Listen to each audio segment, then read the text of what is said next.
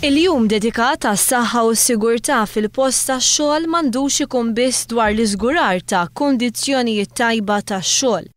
Il-General Workers Union sostniet li dan il-jum għandu jkun dwar il-promozzjoni ta' modell ekonomiku differenti li fih il-ħaddiema jkollhom aċċess għall-impjiegi ħielsa mill-perikli. Il-Union qalet li sabiex ikunu mħarsa l-ħaddiema, is-saħħa u s-sigurtà tagħhom ma jistgħux ikunu meqjusa bħala spiża. L-Awtorità Maltija u s-Saħħa u s-Sigurtà saret li dawn l-aħħar snin l-inċidenti fuq il-post tax-xogħol f'pajjiżna naqsu b'mod sinifikanti. 666 persuna kellhom inċident waqt ix-xogħol bejn Jannar u Marzu tas-sena li għaddiet. Fl-istess waqt, l-inċidenti naqsu b'69% fuq is-sena ta' qabel. 3 minn dawn l-inċidenti rriżultaw f'mewt u kull każ ta' mewt seħħ fil-qasam tal-kostruzzjoni.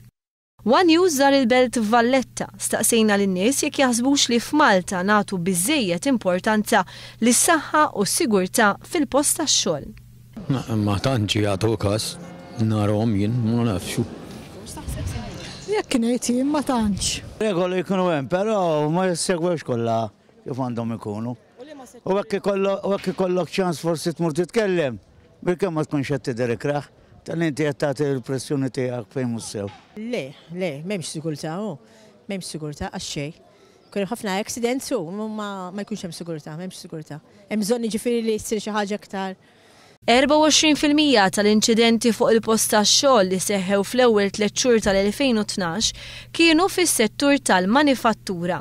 It-tieni l-aktar settur li fih seħħew inċidenti kien dak tal-kostruzzjoni, segwit mis-settur tat-trasport.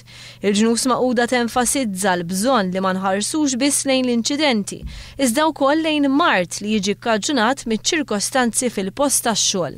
Skont il-Ġnus Magħquda fil-waqt li 300,000 ruħ madwar id-dinja jmutu kull sena minħabba inċident fuq il-post tax-xogħol, 2 miljuni jmutu b'mart ikkaġunat mix-xogħol.